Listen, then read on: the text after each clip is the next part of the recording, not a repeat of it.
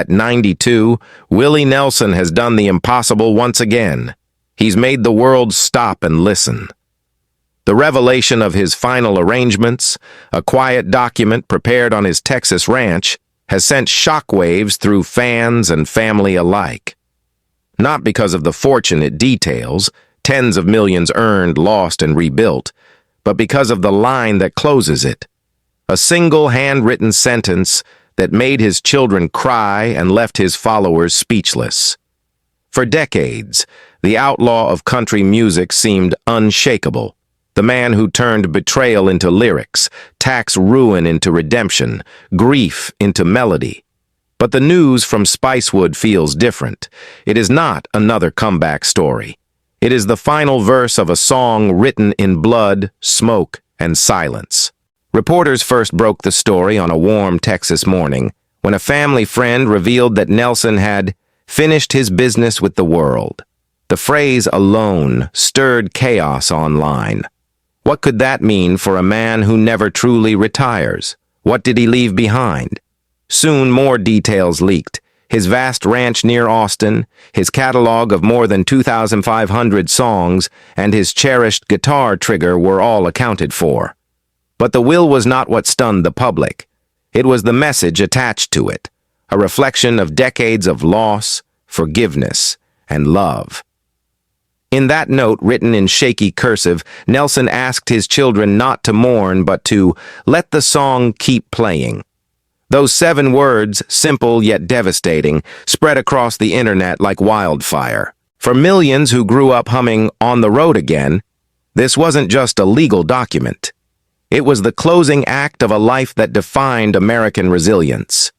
Nelson had survived fires that destroyed his home, bankruptcies that stripped him bare, and the unbearable deaths of his son, sister, and lifelong friends. Each time, he rebuilt. Each time, he sang. Yet now, as journalists described the mood at his ranch, silent, still, filled with the scent of cedar and dust, the world understood that this time felt final.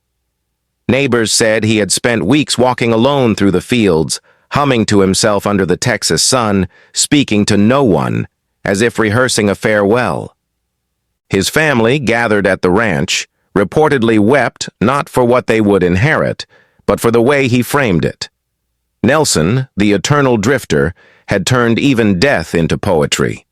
He's leaving us a lesson, not a fortune, his son Lucas said quietly. That single quote dominated headlines. What began as a story about wealth had transformed into something much deeper, a reckoning with the cost of a life lived entirely on the road. At 92, Willie Nelson hasn't vanished. He has simply once again changed the rules of what it means to live, love, and leave. The revelation at Willie Nelson's ranch didn't just echo through the media, it ripped open the sealed vault of his past. Because for those who know the man behind the music, that one quiet act, signing his final papers, leaving behind a fortune and a message, wasn't the ending of a story. It was the summation of every heartbreak he had ever survived. Long before the world saw him as a legend, Willie was a boy abandoned twice. First by his parents, then by the certainty that love would ever stay. Born in 1933 in the dust-stained town of Abbott, Texas, he came into a world that already seemed ready to leave him behind. His mother vanished when he was still in diapers. His father, remarried and restless, drifted away soon after. By 6, the only constant in his life was his grandfather, a blacksmith who smelled of iron and tobacco, who handed the boy his first guitar and said, "This will tell the world who you are." When pneumonia took that man away, the world went silent again. Willie later wrote, "Our separation from mother and daddy seemed worse than a death because they were still out there somewhere, just not with us." That wound never healed. It became melody. At 7, while other children played with marbles, Willie was clutching his guitar like a lifeline, his small fingers bleeding on steel strings. By 9, he was performing in dusty bars and church halls, trading childhood for applause that only half filled the ache inside. Every song he played back then, hymns, folk tunes, gospel laments, was really one question whispered to the universe. Why does love always leave? Even as fame found him decades later, that question still hovered over every chord he struck. By 14, he was already working under the Texas sun, bending his back in cotton fields where the heat burned through bone. He hauled wood, scrubbed dishes, sold encyclopedias to families too poor to feed themselves, and played in bars by night. Nashville, the shining city for country musicians, slammed every door in his face. They said he didn't have the right look, that his voice was too rough, his face too worn.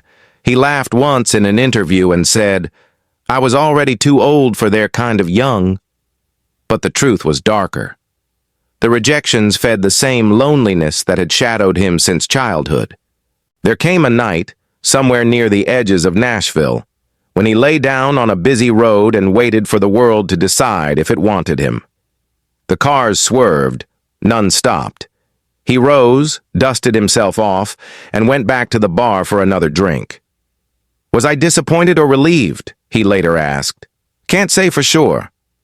It was a near-mythic moment of despair that no journalist could have invented, raw, unfilmed, unseen. But from that abyss, the outlaw spirit of Willie Nelson was born. When he sold Family Bible for $100 just to buy groceries and watched it become a radio hit with someone else's name on it, he didn't complain. When Crazy, Funny How Time Slips Away, and Pretty Paper soared to the top of the charts, sung by other artists, he just kept writing. Nashville might have ignored him, but the country's jukeboxes were already whispering his soul. Still, for Willie, success belonged to others. He remained invisible, the ghostwriter of America's heartbreak. It wasn't until everything literally burned, his marriage collapsing, his Tennessee ranch reduced to ash, that he finally left the city that had broken him.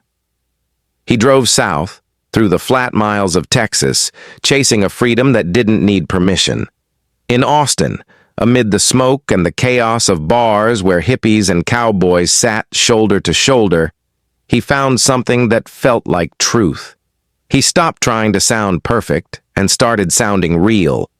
The result was Shotgun Willie, an album that snarled instead of begged, that turned rejection into rebellion. Then came Red-Headed Stranger, a record so spare and haunted that Nashville executives called it unmarketable. The public disagreed. It sold millions. By the mid-1970s, the man once written off as too rough had become the voice of a movement, outlaw country. He wore his hair in braids, smoked what he wanted, and played his scarred guitar trigger until it felt like an extension of his heartbeat. He wasn't chasing radio anymore. He was chasing truth, and the world finally listened. Yet even as the spotlight found him, the old loneliness never left. Behind every roaring crowd was the same silence he had known as a child, the one he kept trying to fill with song. That silence followed him for decades, through the cheers, the fame, the glittering awards. It was the same silence that lingered inside him when his second wife discovered an envelope with another woman's name. A hospital bill for the birth of a child who wasn't hers. The scandal destroyed his marriage, but Willie didn't hide. He faced it the way he faced everything, with weary honesty. "There's no such thing as ex-wives," he would later say, "only additional ones." Behind the humor was exhaustion, the weariness of a man who had loved too many people and lost them all. By 40, Willie Nelson had known every kind of ruin: poverty, heartbreak, fire, and shame. Yet somehow, each time he picked up his guitar and kept walking. That pattern, collapse and resurrection, would define him for the next half-century. And it's what makes his recent revelation so haunting. Because when a man like Willie Nelson finally sets his affairs in order, it isn't just a financial act. It's the closing line of a lifetime spent turning pain into poetry. Now, as fans dissect every word of that final note, those 7 quiet words, "Let the song keep playing," They are realizing what he really meant. It isn't about death, it's about endurance, about refusing to let silence win. And maybe, after 92 years of surviving every fire, Willie Nelson's greatest miracle is that he's still singing at all. By the dawn of the 1990s, Willie Nelson seemed untouchable. A man who had turned rejection into revolution and carved his name into American history with calloused hands and a gravel voice. Yet even legends can fall. The storm that came next didn't wear a face or hold a gun. It came in the form of an envelope. Inside, it was a letter from the IRS demanding $16.7 million in unpaid taxes. Years of poor management, misplaced trust, and financial naivete had come crashing down all at once.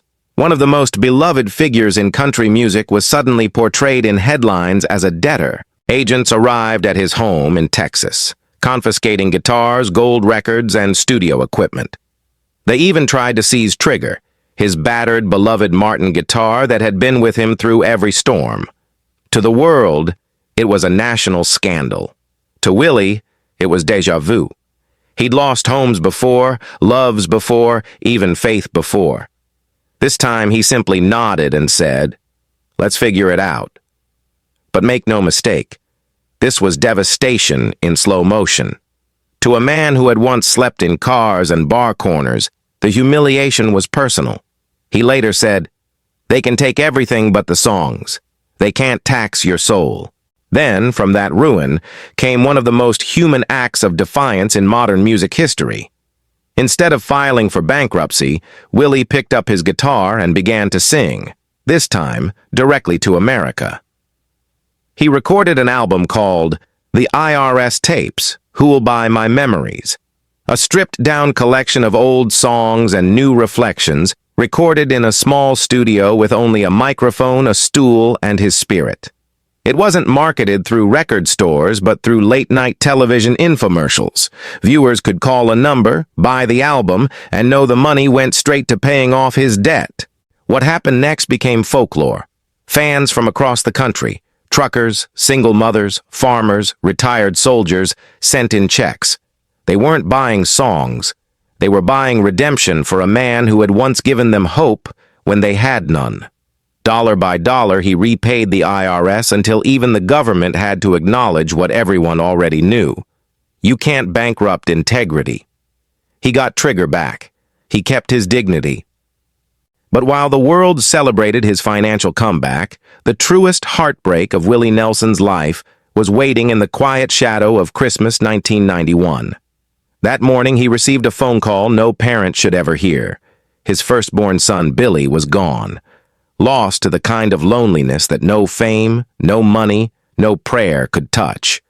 Willie froze. The same man who had faced down fire, debt, and betrayal found himself speechless. He later confessed, "I've never experienced anything so devastating in my life." The loss shattered him. For months he couldn't sing without choking on his own lyrics. Every Christmas after, he would stare at the empty chair where Billy once sat. He stopped performing holiday shows altogether, too broken to fake joy. Yet, like every storm before, even this one didn't end him. It changed him. His songs became slower, softer, weighted with the ache of absence. You could hear Billy's ghost in every chord, a conversation between father and son carried on through melody. When he finally returned to the stage, fans noticed something different. Between songs, there were longer pauses, quieter smiles. He no longer performed to be seen. He sang to stay connected, to the ones who had left, to the ones still listening. In the decades that followed, loss would become Willie's constant companion. His oldest friend and drummer, Paul English, the man who once guarded him with a pistol in his boot, died in 2020. Paul wasn't just a bandmate, he was the other heartbeat on stage, the guardian of Willie's rhythm and soul. "If I hadn't gone with Willie," Paul used to say, "I'd be dead or in jail." When Paul's drum kit fell silent, something in Willie's world cracked again. His daughter Amy called Paul the co-patriarch of our family. And when that heartbeat stopped, Willie carried the rhythm alone. Then came another blow. In 2022, his sister Bobby passed away. Bobby had been his first duet partner, his first musical ally, the other half of a bond forged in childhood abandonment. Together they had survived the cruelty of their parents' absence and built a shared language through music. "Without my sister, I'd never be where I am today," Willie once said. When she was gone, it wasn't just grief, it was the erasure of his earliest memories. Bobby had been the last person alive who truly remembered who he was before the fame. 2 years later, in September 2024, Kris Kristofferson, the poet, rebel, and fellow highwayman, passed away at 88. The two had shared decades of stages, laughter, and silence. With Johnny Cash, Waylon Jennings, and now Kris all gone, Willie stood as the last surviving highwayman. The final guardian of an era when country music wasn't polished but pure. Fans who saw him perform after Kris's death said his voice carried something different. Fragile but fearless, as if every note was a goodbye whispered to ghosts. Now when Willie walks on stage, there's a haunting quiet before he starts to play. The crowd sees a legend. He feels the weight of the absences beside him. His guitar, trigger, is scarred from decades of use, the wood worn thin where his fingers have carved the story of his life. Sometimes, when he finishes a song, he just looks up, eyes glistening, and whispers, "That one was for them." And yet, for all the death that has circled him, Willie Nelson refuses to live like a man waiting for the end. "Time doesn't heal everything," he once said. "It just teaches you how to sing about it." That lesson defines his final years. He has turned mourning into motion, silence into song. When he sings today, it's no longer just performance, it's prayer. Each lyric a tether to those who left, each note an act of defiance against time itself. That's why his last message, "Let the song keep playing," isn't about saying goodbye. It's a command to the living. It's a reminder that as long as someone listens, the people we lose never truly disappear. In a world where legends fade fast, Willie Nelson has done something extraordinary. He's made impermanence sound eternal. When the curtain finally falls, it won't mark the end of a career. It will simply fade into the next verse of a song that began 92 years ago in the Texas dust, written by a boy who just wanted to be heard, and ended with a man who taught the world that even silence can sing. By 2025, the quiet hills of Spicewood, Texas, carry the sound of wind, birds, and a guitar that has outlived every storm. This is Willie Nelson's sanctuary. Not a mansion, not a monument, but a ranch soaked with history and healing. From the outside, it looks peaceful. Horses grazing, the wooden porch bathed in gold light, a figure in braids rocking gently with trigger across his lap. But behind that calm lies a man who has seen everything that can break a human being and refused to let it keep him down. Willie's body tells the story first.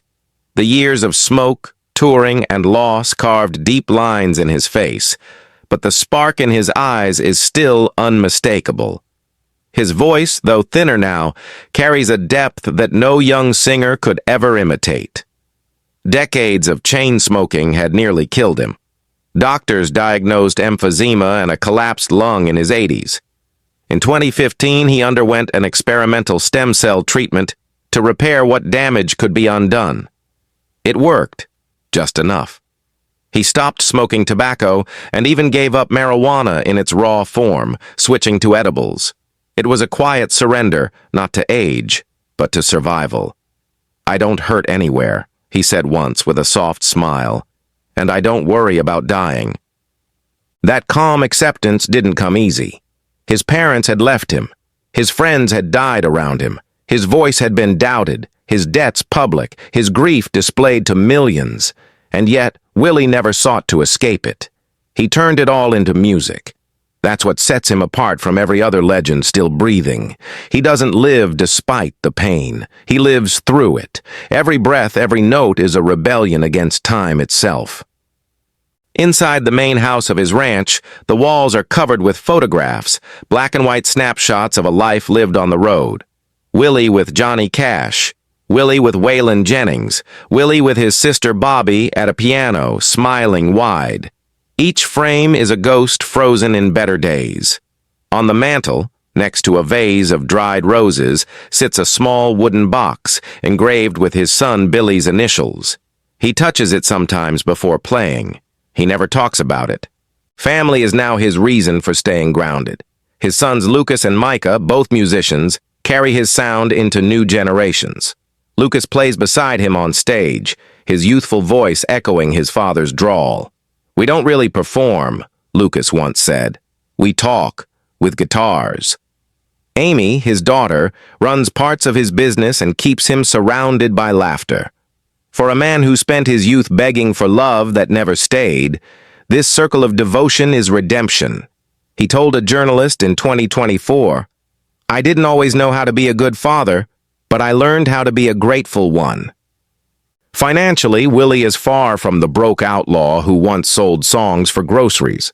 After clawing his way out of debt in the 1990s, he rebuilt slowly, not with greed, but with purpose.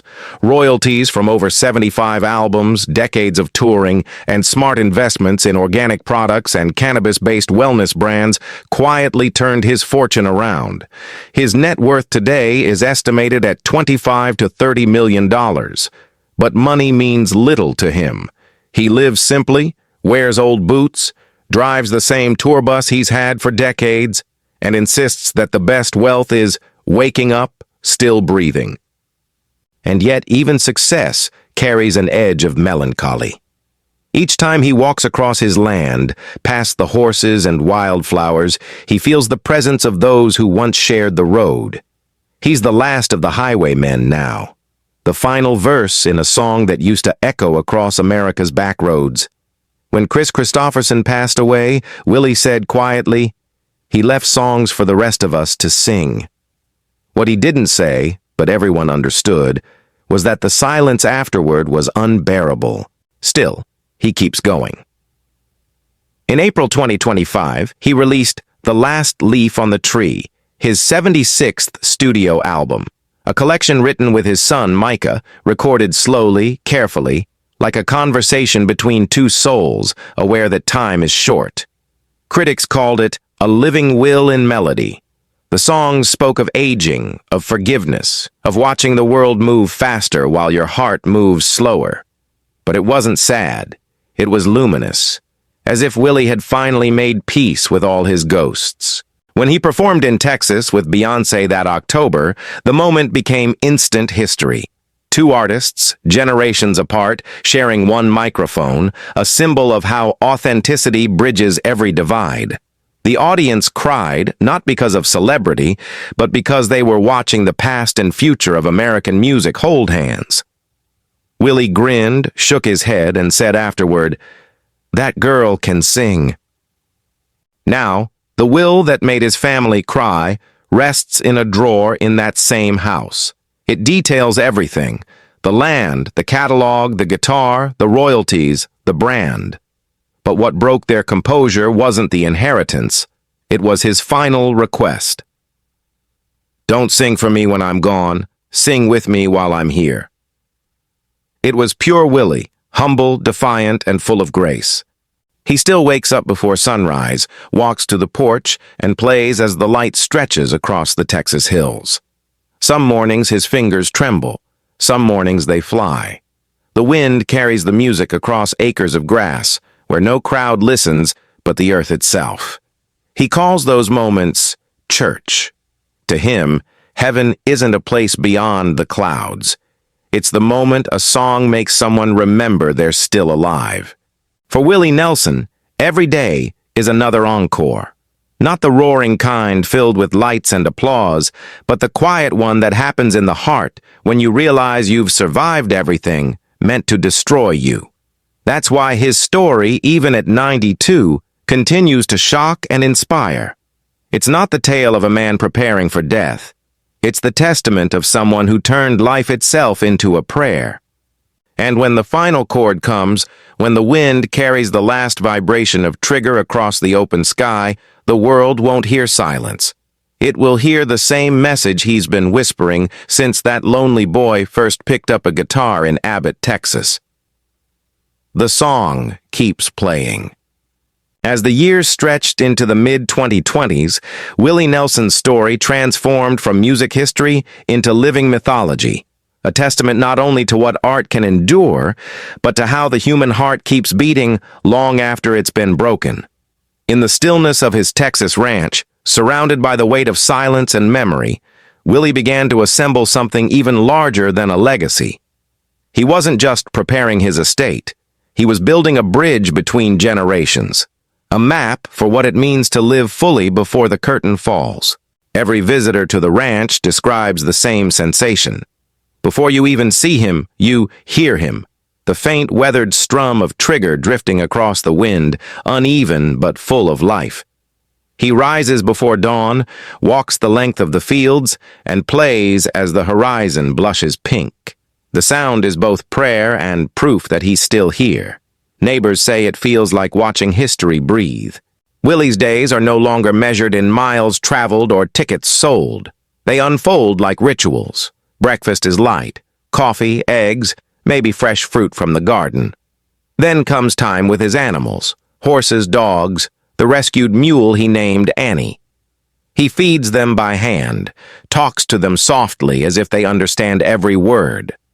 By late morning, he's in his small studio, a modest wooden cabin filled with old tapes, handwritten lyrics, and photographs of faces now gone.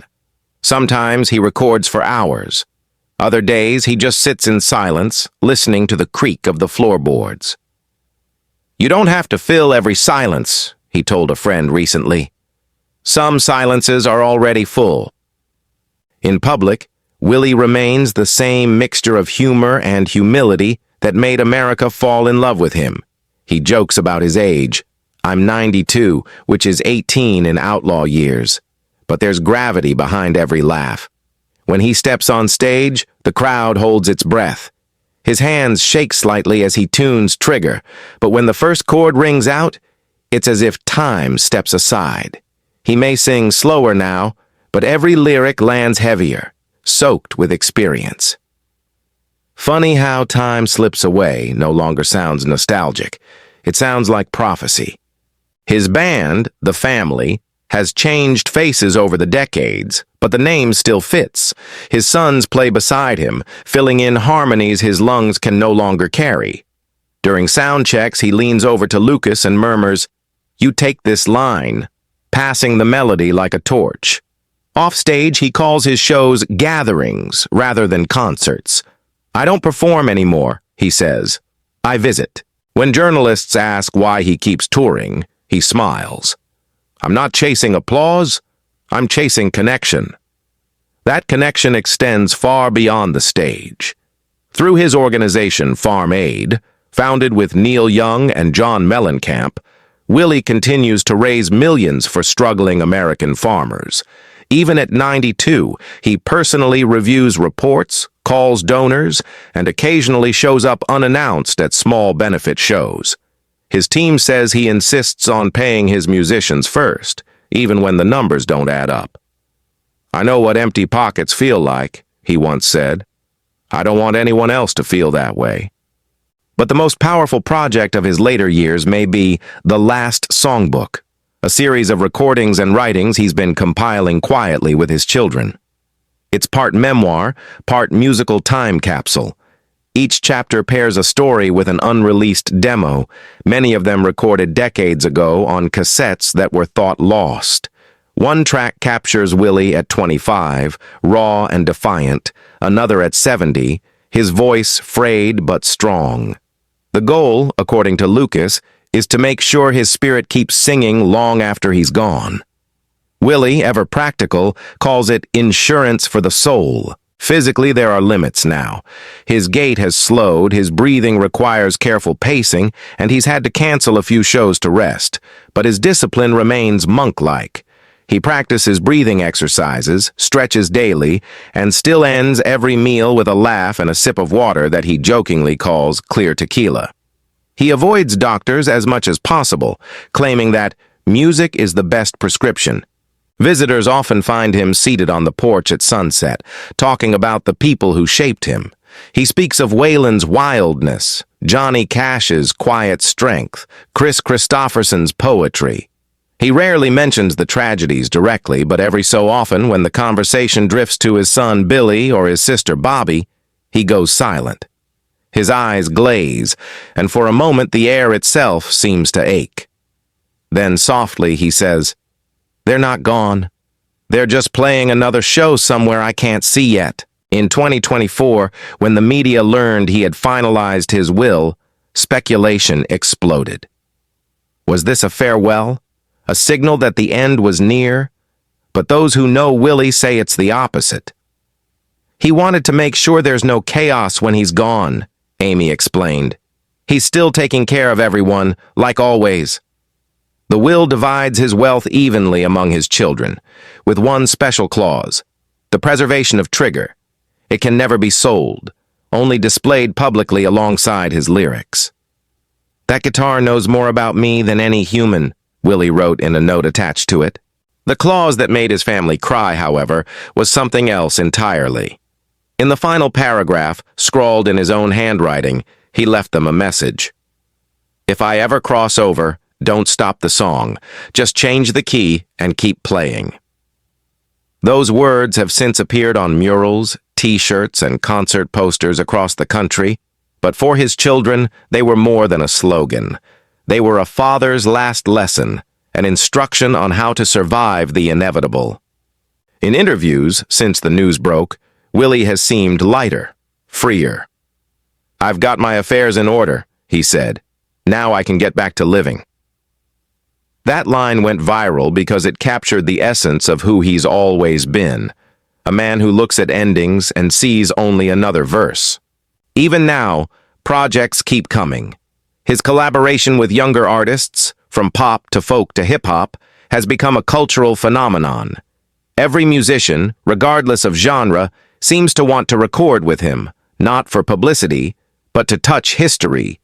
When he appeared at the 2025 Grammys via live stream from his ranch, playing a trembling rendition of "Always on My Mind," the audience stood in silence. It wasn't applause that filled the hall afterward. It was reverence. What makes Willie's story so magnetic isn't that he survived. It's how he survived. He turned every loss into something luminous. When love betrayed him, he wrote. When money vanished, he sang. When death came for his friends, he honored them in melody. And now, when time itself is whispering its final countdown, he greets it with a grin. "I've outlived most of my problems," he said recently. "Guess that's one way to win." At night, as the Texas stars crowd the sky, the ranch glows faintly from the light spilling out of his studio. Inside, he records quietly. No audience, no producers, just Willie and Trigger. One take, one breath. The sound is fragile, but eternal. The kind of music that feels like memory itself. When he finishes, he sits for a moment, eyes closed, and whispers, "Thank you." No one knows if he's talking to God, to the ghosts of his past, or to the song that refuses to end. Because that's the miracle of Willie Nelson. No matter how many times the world thought his story was over, he found a new chord, a new way to keep it alive. He has proven that fame fades, youth vanishes, bodies fail, but music, when born of truth, never dies. And as long as there's a breath left in him, the song, the one he began as a lonely boy in Abbott, will keep playing across the wide, forgiving sky of Texas. By late 2025, the legend of Willie Nelson has become something more than music, something elemental, almost spiritual. His name doesn't just belong to country music anymore, it belongs to American history itself. And yet, as his body slows, his presence feels stronger than ever, as if age has distilled him into his purest form. He's not a man chasing applause anymore. He's a living echo, the embodiment of endurance, forgiveness, and freedom. In the twilight of his life, Willie has become a paradox, fragile in form, indestructible in spirit. He moves slowly now, carefully, but with the same deliberate grace he's always had. He jokes about his age on stage. "I'm 92, but I still can't find my damn car keys." And the audience laughs, half in affection, half in awe.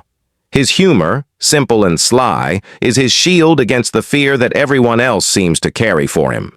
Doctors warned him years ago that touring would shorten his life, but it didn't. In fact, it seems to have sustained it. "Every night I sing, I breathe easier," he says. "When I stop singing, that's when I'll start dying." His medical team monitors his lungs closely, the same lungs that have inhaled millions of cigarettes and exhaled melodies that defined generations. The stem cell treatment he underwent a decade ago bought him time, but what truly sustains him now is purpose.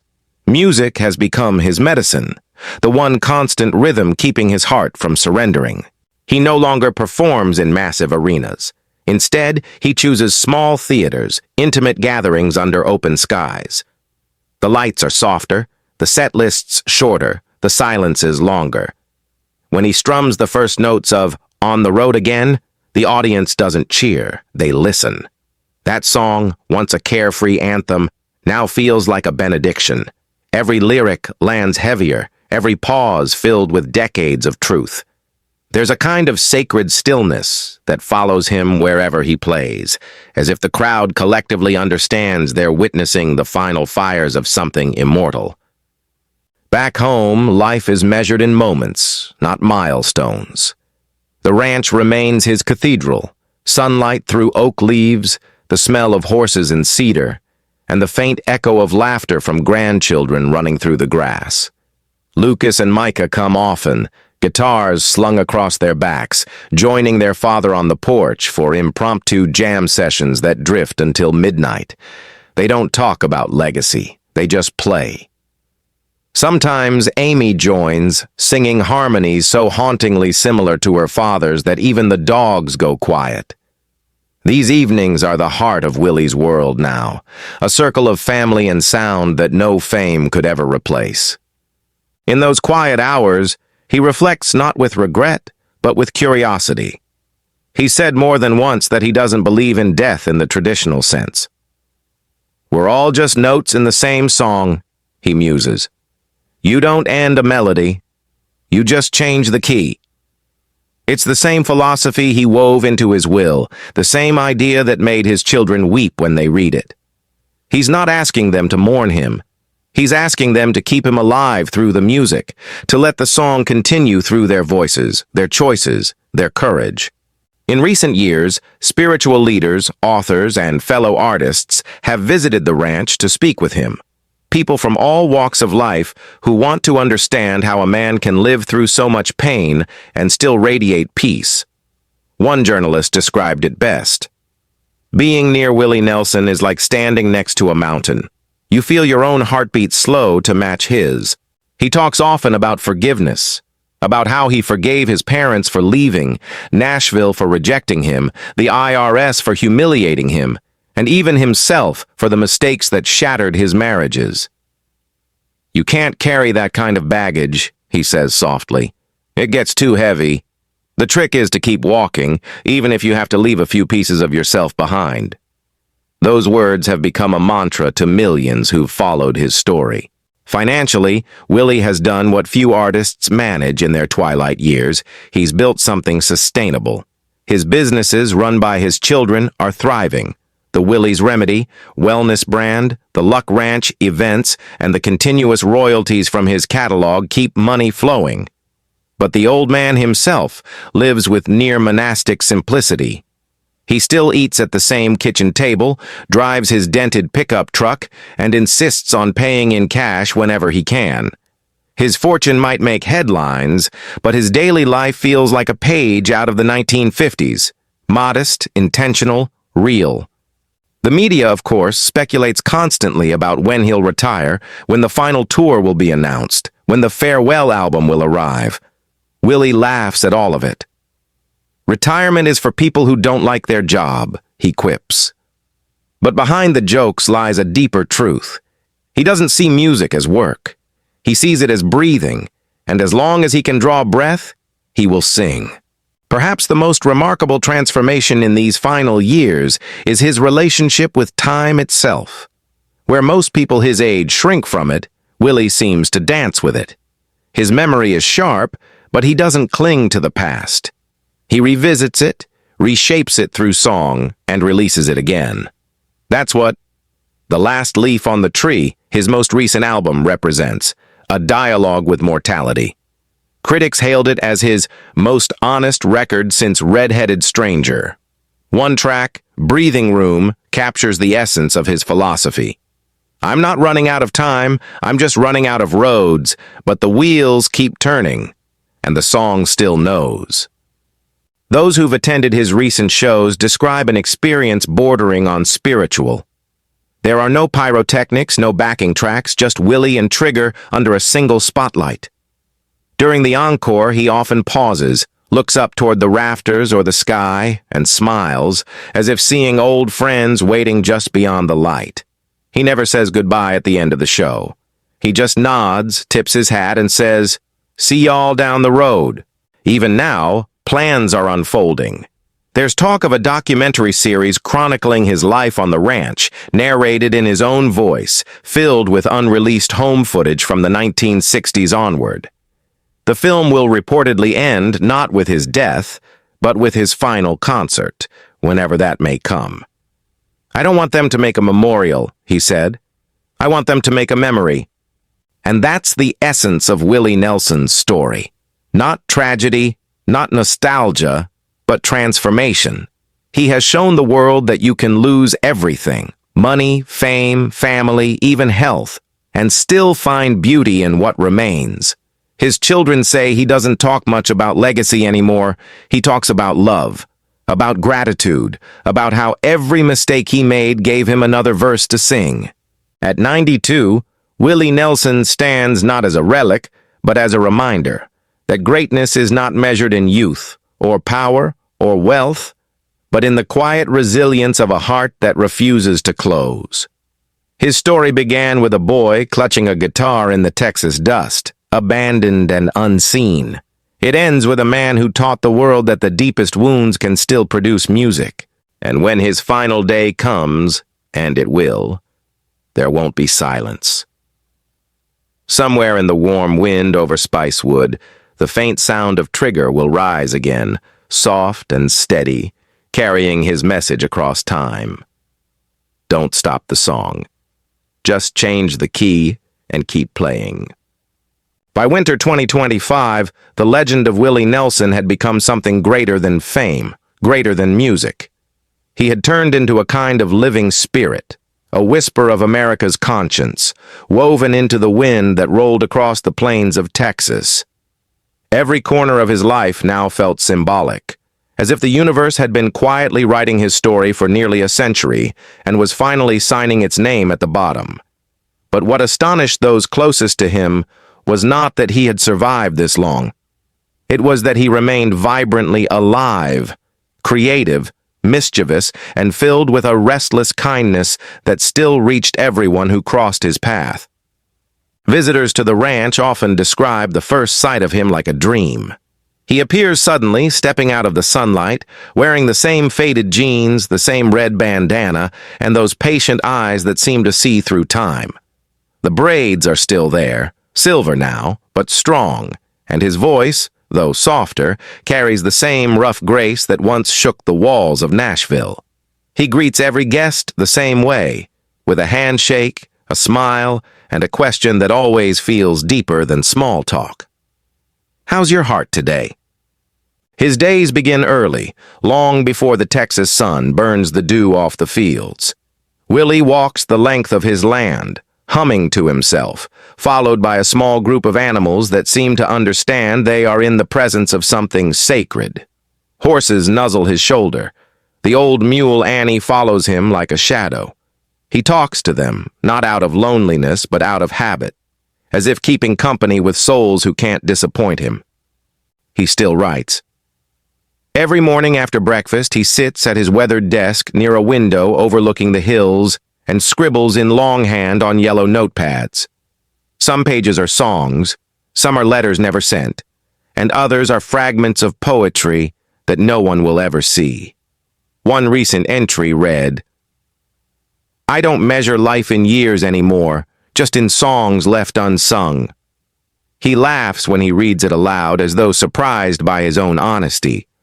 The small recording studio beside the house remains his second home. Trigger, the scarred guitar that has outlived marriages, homes, and entire eras, hangs on the wall like a sacred relic. Its body is split and bruised, held together by invisible repairs, yet it still sings perfectly. Willie says the guitar sounds better because it knows the truth now. When he records, there's no band, no digital polish, just a single microphone, a stool, and the hum of the Texas wind slipping through the open door. His health remains delicate. Breathing is sometimes laborious. His shoulders rise and fall as though each breath is a negotiation with time itself. But there is no self-pity in him. Every breath is a gift, he tells anyone who worries. Every exhale is a song. He practices slow breathing to strengthen his lungs, a quiet ritual that has become a kind of meditation. Friends say that even when he looks exhausted, there's still an energy about him that feels electric, like a fire that refuses to die out completely. Despite his frailty, he refuses to stop performing. He calls his latest shows conversations with the road, small, intimate gatherings under the open sky. No lighting effects, no fanfare, just him, his sons, and a small circle of musicians who have been with him for decades. When he steps onto the stage, the audience rises not to cheer, but to honor. They know they are witnessing the final verses of something eternal. The first notes of "Always on My Mind" roll out like a prayer, trembling but sincere, and people weep quietly, as if they understand he's singing it not to them, but to everyone he's ever lost. During these shows, he often tells stories between songs, not rehearsed monologues, but fragments of memory that fall out like pieces of his soul. One night, he said, "I used to think the road was about getting somewhere. Turns out it was about not standing still." The crowd fell silent, realizing they were hearing not lyrics but gospel. Willie's final creative surge has also taken a surprising turn toward mentorship. Musicians half a century younger come to learn from him, not just about music, but about how to endure. He welcomes them freely, often jamming barefoot in his living room with artists from every genre: country, soul, blues, even hip-hop. "Truth don't care what style it's in," he says with a wink. Some of these sessions are being recorded for a documentary series his family is curating, aptly titled "Still on the Road." The documentary will show the world what few have seen, the quiet details of his daily life, the laughter, the stillness, the faith, the cracks in the legend that reveal the man beneath. One scene shows Willie sitting alone in his studio at dusk, surrounded by gold records, whispering, "I never planned to live this long. Guess the songs had other plans."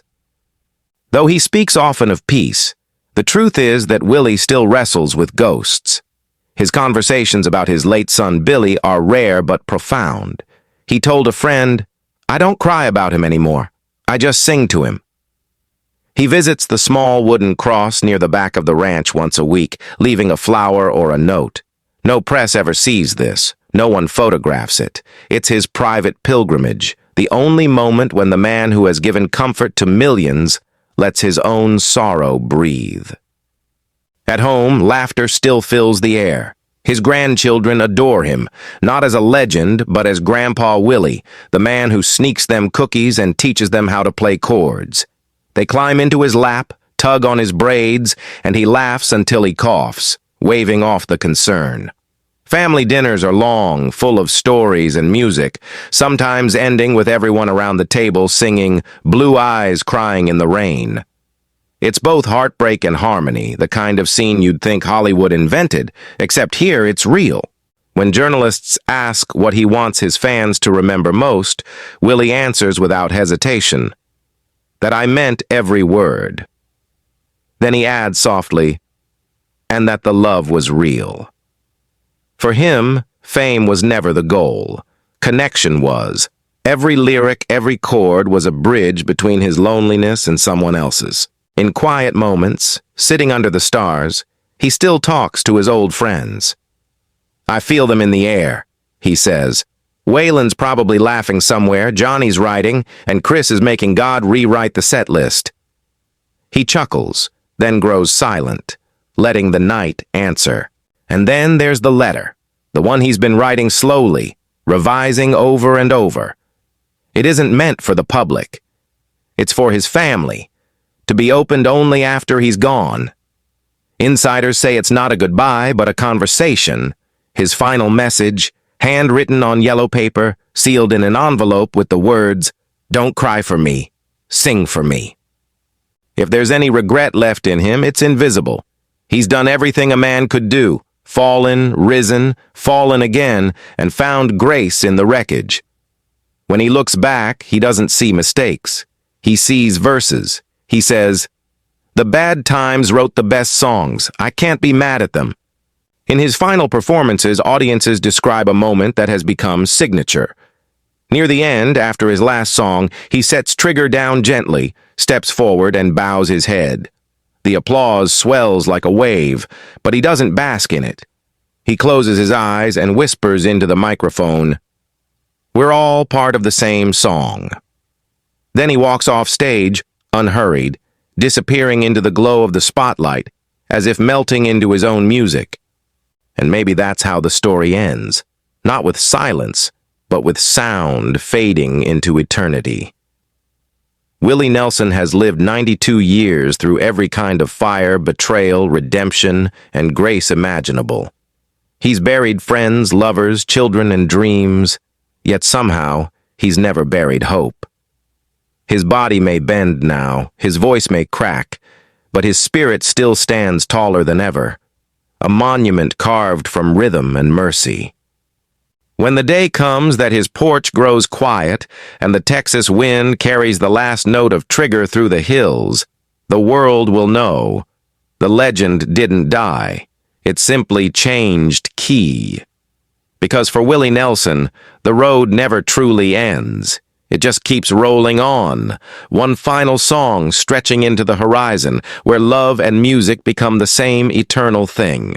By the final months of 2025, the horizon over Spicewood, Texas, glows in long golden streaks, as if the sky itself has learned how to pause for Willie Nelson.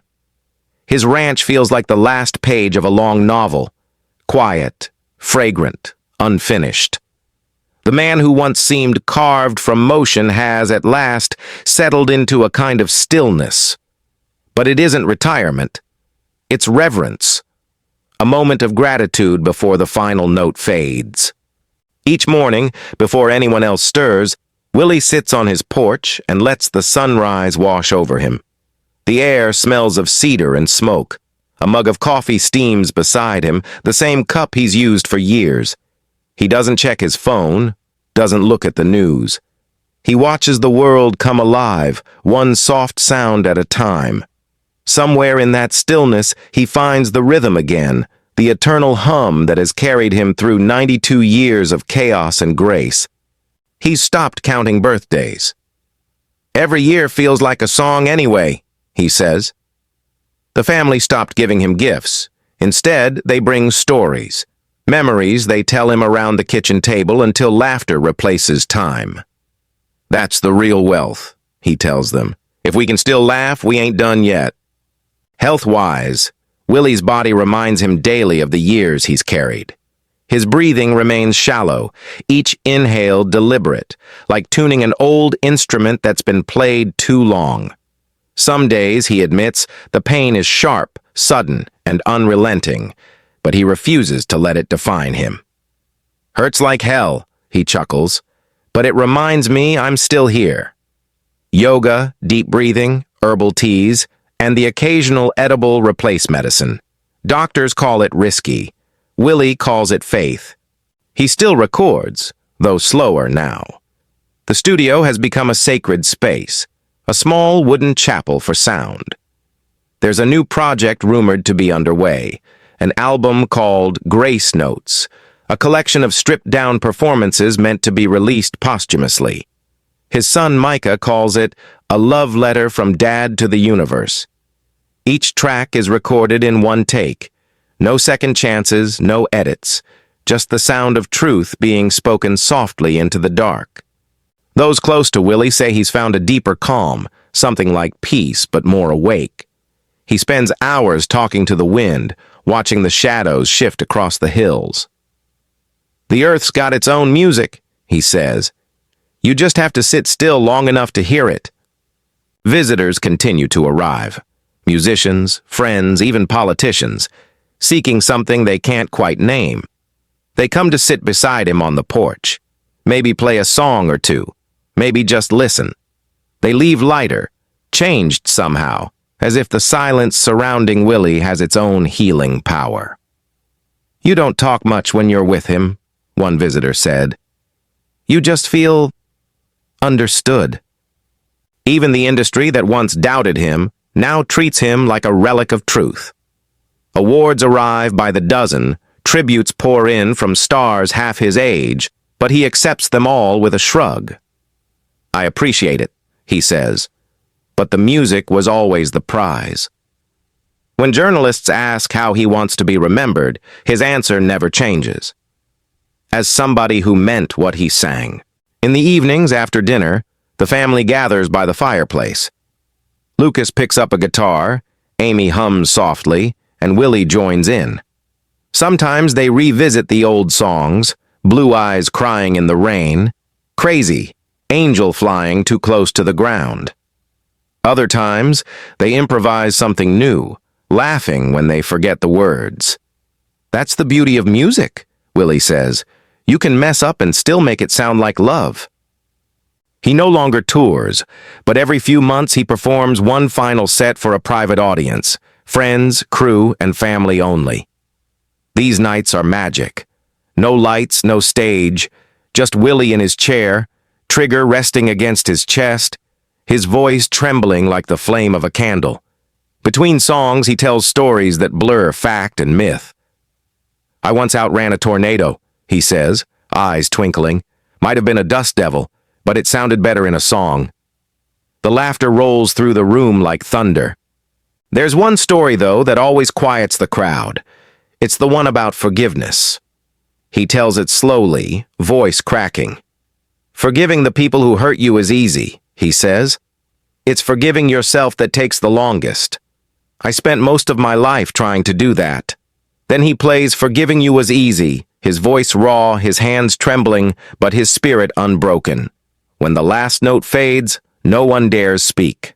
Willie's will, already the stuff of legend, has taken on almost mythic meaning, the clause his family cried over. "Don't stop the song, just change the key," has become a national mantra. Murals across Austin bear the words in bold paint. Artists quote it on stage, fans tattoo it on their arms. It's more than a farewell, it's instruction, a call to live fully, to let change be music, not mourning. His estate continues to grow, not in money, but in meaning. The ranch is set to become a cultural preserve and music retreat, a place where future generations can come to learn not only how to play, but how to live. "This land has heard enough heartbreak to teach anyone something," Willie says with a smile. "Might as well share it." Even now, in what everyone calls his final chapter, Willie refuses to act like a man approaching the end. He plans for next year's harvest, discusses new songs, dreams about touring again, if the wind's right. He laughs when his kids tell him to slow down. "I've been slowing down for 50 years, he grins.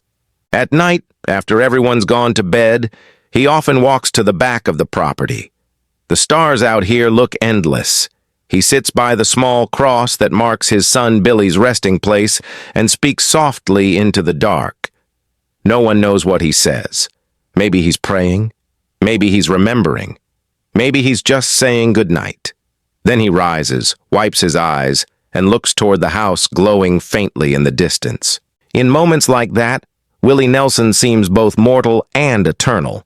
A man made of breath and bone, but filled with something that doesn't die.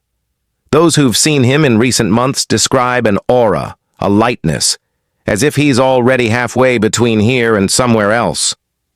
"He's fading," one old friend said, "but in the most beautiful way imaginable." And yet, even now, the song continues. His grandchildren's laughter echoes through the ranch. His voice, preserved on thousands of recordings, still drifts through car radios across America. In diners, in trucks, in quiet bedrooms, people still sing along to his words, unaware that they are keeping him alive with every note. When the day finally comes, and it will come quietly without warning, there will be mourning, yes. But there will also be music, because that's the legacy of Willie Nelson. He taught the world how to turn pain into melody, endings into bridges, and silence into song. Somewhere above Texas, as the wind moves through the trees, there will still be the faint sound of a guitar, a single, lingering chord fading into the sky. And if you listen closely enough, you might hear it. His final message, carried on the air like a prayer. Don't stop the song. Just change the key and keep playing. Willie Nelson's story isn't just music. It's a reminder of what it means to be human. His life teaches us that even after pain, love can still grow. Even after loss, hope can still sing. If his songs have ever touched your heart, take a moment to honor the man who turned every wound into wisdom. Let's stand together in admiration, compassion, and gratitude for a soul who gave everything he had to the world and asked for nothing in return. Show your love for Willie by keeping his message alive. Share this story, leave a like, and subscribe to our channel so more people can feel the warmth of his journey. Every like keeps his melody alive. Every share spreads the light of his kindness. Every subscription helps this channel continue telling the stories of those who shaped our hearts. Together, let's make sure that Willie's music and his message of love never fade away.